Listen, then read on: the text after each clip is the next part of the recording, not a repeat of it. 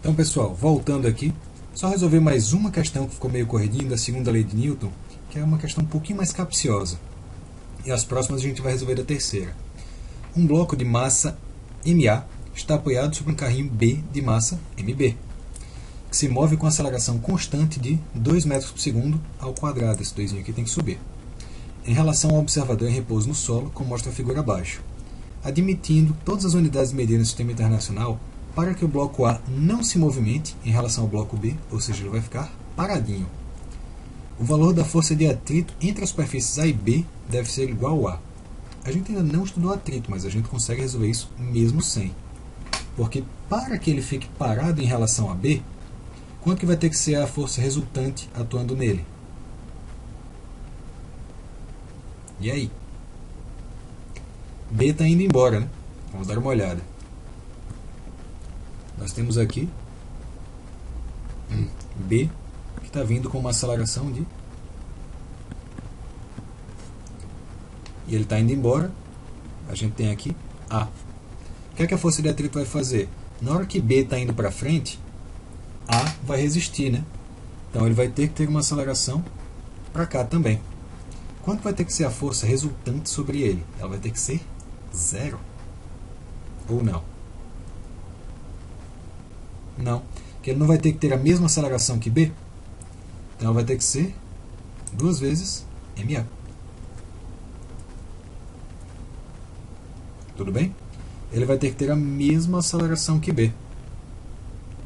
Se ele vai ter que ter a mesma aceleração que B, força de atrito vai ter que ser força resultante sobre ele, desculpe, massa vezes a aceleração. A massa dele seria a massa de A. E a aceleração que ele precisaria ter seria de 2. E essa força resultante seria justamente a nossa força de atrito. Por isso, 2 vezes a massa de A, tudo bem?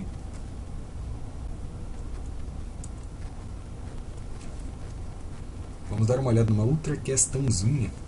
Agora, terceira lei de Newton. Chegamos. Olha aí. Temos aqui uma caixa que encontra sobre um plano horizontal e sobre ela uma força constante de intensidade F atua horizontalmente da esquerda para a direita, garantindo-lhe um movimento retilíneo e uniforme. Opa! Olha que coisa interessante. Tem uma força, mas o movimento é retilíneo e uniforme. Então o que é que a gente sabe? Que a resultante tem que ser 0.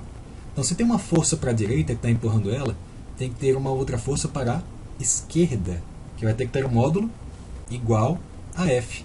Porque senão, o que estaria acontecendo? Ela teria uma aceleração para a direita, lá pela segunda lei de Newton.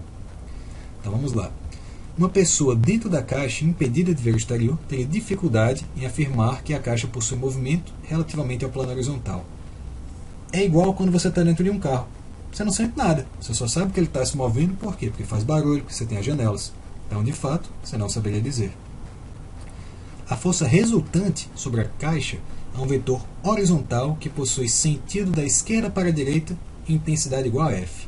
Para quem não prestou atenção naquele finalzinho do enunciado, olhou só para a figura, seria isso mesmo. Mas como a gente viu que ele está em movimento retilíneo uniforme, ele não tem aceleração, então a resultante é 0. O componente do par ação e reação correspondente à força F é outra força que atua sobre a caixa. Eu não vou nem ler o resto, gente. Mas basicamente vamos só pensar no seguinte. Se a gente tem uma força na caixa, a reação pode ser na caixa? Não, porque ela tem que ser em corpos diferentes. Então temos basicamente 1 e 2 que estão certas.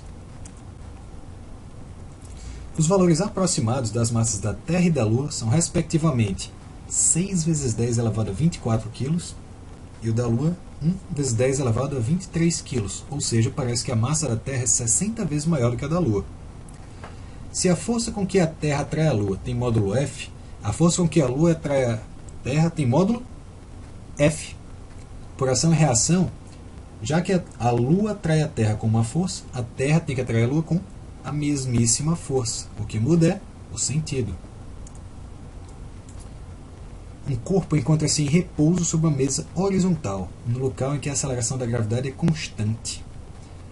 É correto afirmar que a força peso do corpo é é a reação à força que a mesa exerce sobre ele. Gente, a força-peso é a força com que a Terra puxa o corpo. Então não é a reação da mesa, né? A força-peso do corpo e a reação normal da mesa sobre o corpo se anulam. E aí? Caso o corpo seja arrastado sobre a mesa, a reação normal sobre a mesa sofrerá alteração em sua direção. Lembrando, gente, a força normal ela é perpendicular à superfície. Então ela é sempre aqui, se a nossa mesa é horizontal. Ou seja, ela vai ser sempre vertical. Então não. Caso o corpo seja arrastado sobre a mesa, a reação normal da mesa sobre o corpo sofrerá alteração em sua intensidade. O único modo da gente mudar a intensidade é se ou a gente levanta o corpo, que a gente vai estar tirando parte do peso dele, ou se a gente afunda o corpo. Se a gente está arrastando, a gente está puxando para o lado, né? Então não. Se uma pessoa apoiar sua mão sobre o copo... Gente, era um copo? Era um copo. A reação normal da mesa diminuirá de intensidade. A gente acabou de falar que na verdade ela vai aumentar. Então a força peso do copo e a reação normal sobre ela se anulam. Por quê? Porque o peso é a força da Terra sobre o copo. Então o peso é uma força no copo. E a normal da mesa é uma força no copo também. Por isso que a gente consegue enxergar o copo paradinho. Tudo bem, gente? Dando sequência, vamos ver uma questão bem legal aqui. Tá. Uma pessoa está empurrando um caixote. A força que essa pessoa exerce sobre o caixote é igual e contrária à força que o caixote exerce sobre ela. Ou seja, a nossa definição de ação e reação. Igual intensidade, sentido contrário. Com relação a essa situação, é correto afirmar que a pessoa poderá mover o caixote porque a força aplicada sobre o caixote atua... Calma. A pessoa poderá mover o caixote porque aplica a força sobre o caixote antes dele poder anular essa força. Gente, as forças podem se anular? Não, porque elas estão em corpos diferentes. A pessoa empurra o caixote, então tem uma força no caixote. O caixote empurra a pessoa, tem uma força na pessoa. Então não. B. A pessoa poderá mover o caixote porque as forças citadas não atuam no mesmo corpo. Joia. Vai ter uma força no caixote, vai ter uma força na pessoa, então elas não se anulam. Dá para arrastar. A pessoa poderá mover o caixote se tiver uma massa maior do que a do caixote. Pelo que a gente viu, a massa ela só vai fazer diferença no tanto que cada corpo vai ser afetado. Então, se você tem um caixote de 61 kg e você pesa 62, vai ser o mesmo efeito praticamente. Você consegue arrastar ele apesar disso. Tranquilo? Então, na verdade, você consegue arrastar sempre, independente da massa dos dois. O que pode acontecer é que você vai arrastar mais ou vai arrastar menos. A pessoa terá grande dificuldade para mover o caixote, pois nunca consegue exercer uma força sobre ele maior do que a força que o caixote exerce sobre ela. De fato, a reação nunca vai poder ser maior do que a ação, é sempre igual. Só que elas não se anulam. Então o que acontece? A pessoa vai conseguir mover, ela vai ter dificuldade para mexer o caixote, mas não por causa dessa explicação. Tudo bem? Então nós ficamos com a letra B. Vamos dar uma olhadinha em umas questões. Ótimo, temos aqui os caixotes. Como que a gente faz quando a gente tem esses bloquinhos, né? Dois blocos A e B de massas 10 e 20 kg respectivamente, unidos por um fio de massa desprezível, estão em repouso sobre um plano horizontal sem atrito. Uma força também horizontal de intensidade F, 60 newtons, é aplicada no corpo B, como mostra a figura. O módulo da força de tração, a tração, gente, é essa força que vai estar no fio, que nos dois blocos em newtons, vale. Aí vamos ver como é que a gente faz. Aqui a gente vai ter que misturar a segunda e a terceira lei. Mas, ó, a gente tem aqui nosso bloco A, que pesava, eram 10 kg, é isso? De massa. Estou falando pesava, mas lembre que não é peso, viu, gente? Peso é uma força. 10 kg. E aqui a gente vai ter um outro, que é o nosso bloco B, com massa de 20 kg. E eles vão estar ligados aqui. Eu não vou nem desenhar o fio, mas quais são as forças que estão atuando? A gente tem F que está atuando aqui. E o que é que acontece? A nossa caixinha de 10 kg, ela vai ser puxada pela tração que está no fio. Só que se ela está sendo puxada pela tração, se o corpo B puxa o corpo A com atração, então o corpo A puxa o corpo B com uma força de mesma intensidade e sentido contrário. Tudo bem? Então a gente vai fazer agora duas coisinhas aqui. Uma delas é que a gente vai calcular a intensidade em A, em B e no conjunto.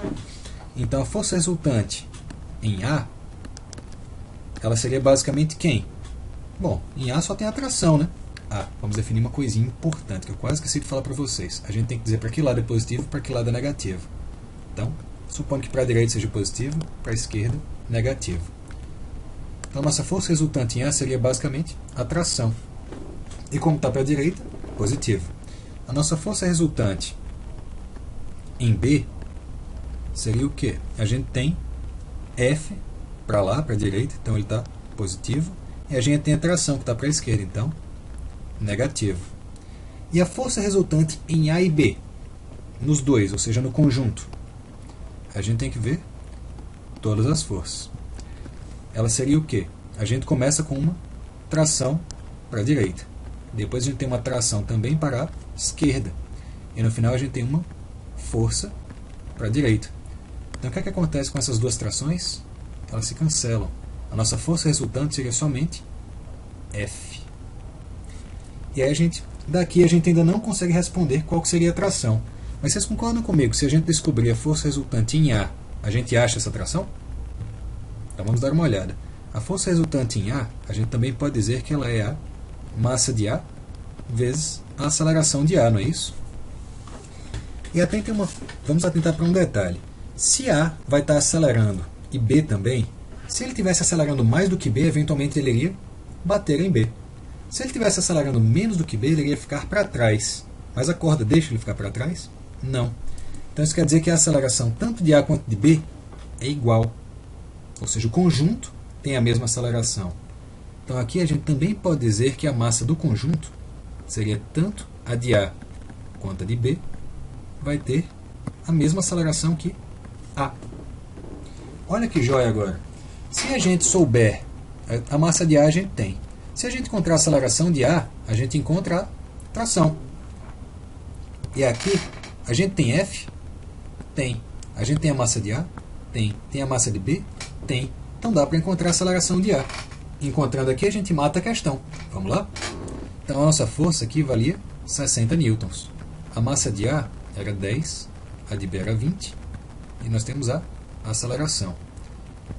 Ou seja, 60 é 30 vezes a aceleração. Nossa aceleração então vai ser de 2 metros por segundo ao quadrado. Sabendo que a aceleração é 2, a gente só faz substituir aqui.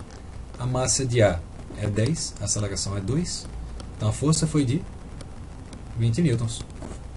Joinha, pessoal? Tranquilo? Recapitulando, o que é que a gente fez? Quando a gente tem mais de um corpo, a gente coloca a força resultante separada de cada um. Para isso, a gente desenha cada corpo e coloca as forças que estão atuando. Só isso. A gente define um lado para ser positivo e outro lado para ser negativo. Depois que a gente tiver definido o resultante em cada corpo, a gente define a resultante no conjunto. A partir daí, o que é que a gente fez? A gente encontrou a aceleração do conjunto, que era necessária para a gente poder encontrar a resultante só em A, que por sua vez era igual à tração que a gente queria. Tranquilo, pessoal?